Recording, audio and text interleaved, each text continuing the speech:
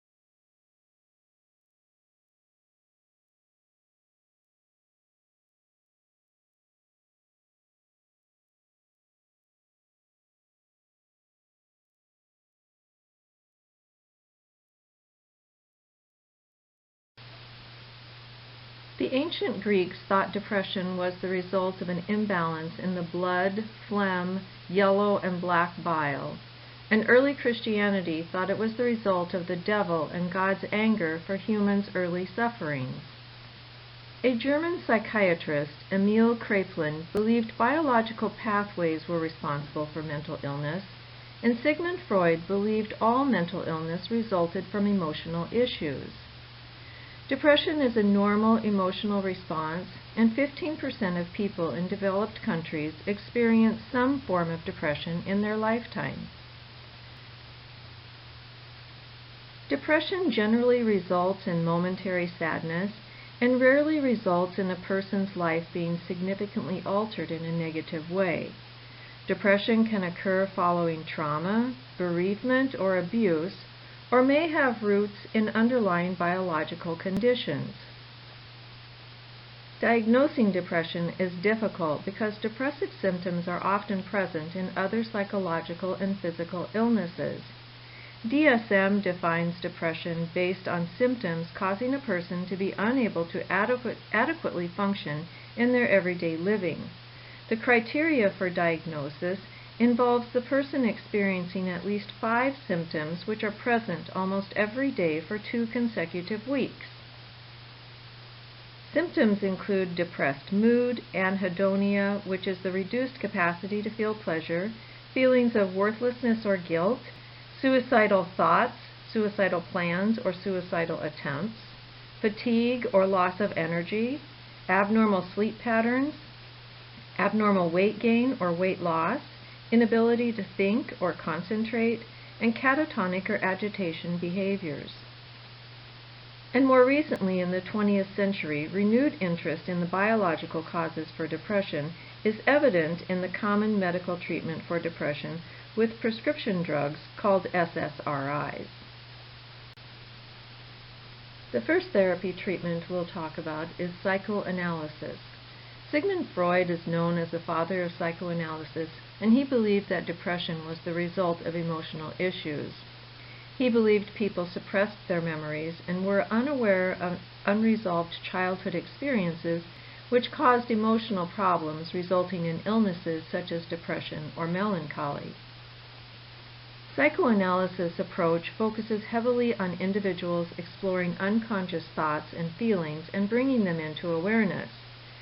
Psychoanalysis therapy requires a long-term commitment involving weekly sessions which are focused on free association, interpretation, dream analysis, and resistance. A key component to the psychoanalysis therapy is resistance. Freud described resistance as the unwillingness of a person to bring forth their awareness of unconscious thoughts.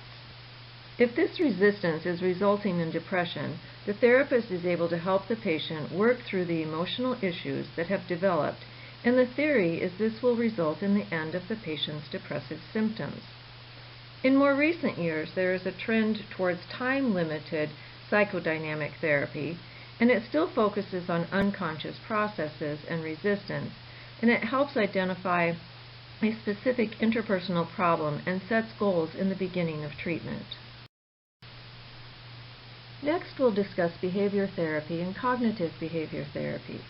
B.F. Skinner is well known in psychology for his work in behavior conditioning with laboratory rats, and he believed his findings in behavior principles also applied to humans. In 1973, Charles Furster, an American psychologist, developed the behavioral activation theory of depression based on Skinner's behavioral principles relating to depression and healthy behaviors.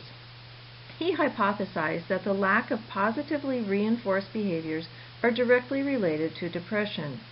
Numerous other researchers stated that when people do not participate regularly in positive activities, they are more likely to be experiencing depression. And people who are depressed often develop antisocial behaviors and isolate themselves, further contributing to their depressive symptoms. In a pilot study, patients who participated in the behavior activation treatment showed improvement in the Beck Depression Inventory. The behavioral activation treatment supports Skinner's operant conditioning by the person experiencing improved emotional and mental health by learning to participate in activities that are positively rewarding, and further supports Skinner's reinforcement theory that a behavior which provides a positive response is more likely to be repeated. In another study relating to positive reinforcement and depression, decreased environment reward was the strongest variable related to depression. And finally, we will discuss Gestalt therapy. There are 4 famous Gestalt psychologists: Kurt Koffka, Max Wertheimer, Wolfgang Kohler, and Kurt Lewin. Gestalt therapy focuses on how a person is interacting with their environment, believing that our interpersonal interactions are responsible for growth and emotional well-being. Treating depression is difficult, partly due to the fact that the cause of depression is unknown, and in a study in Mexico, they looked at both hypnosis therapy and Gestalt hypnosis therapy in the treatment of depression.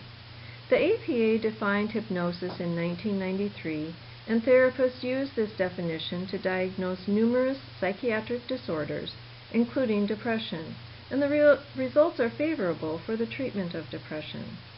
In the Mexico study, there were 3 conditions: hypnosis therapy condition, Gestalt hypnosis therapy condition, and a control condition. The results of the study showed that Gestalt hypnosis therapy and the control group were not as effective in treating depression as was the hypnosis therapy treatment. One of the considerations for the Gestalt hypnosis therapy results was the limited therapy time in this study. The participants met only 6 times, and a researcher assigned them to a therapist.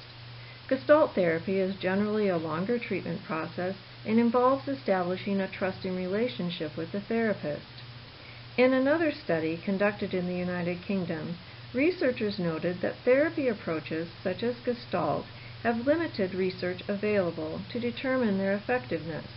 In this study, none of the therapy approaches studied showed any differences in effectively treating patients with depression, and this included Gestalt therapy. Now that we've discussed the 3 therapy treatments, let's talk about their comparisons.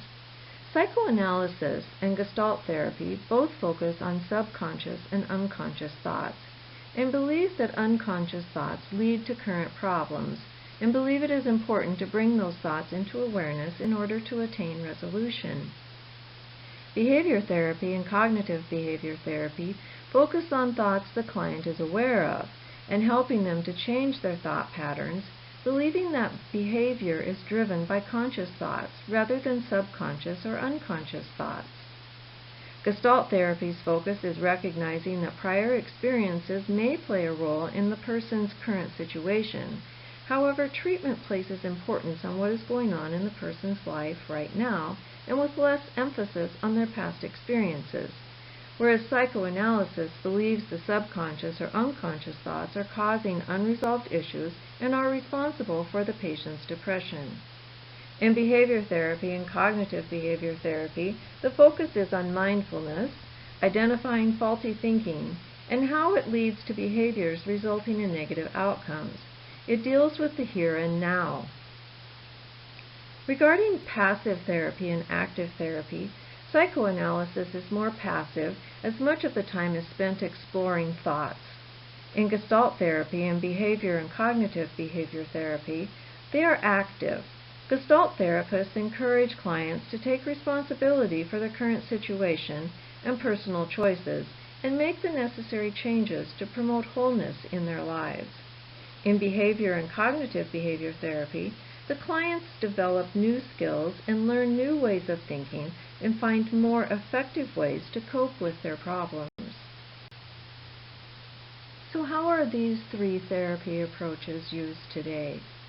Although there are numerous therapy approaches for treating depression, of the three we discussed today, behavior therapy and cognitive behavior therapy is practiced more often. In psychoanalysis, there are a limited number of trained psychoanalytic therapists, and treatment is typically a lengthy process. Gestalt therapists also require extensive training and experience in the clinical environment.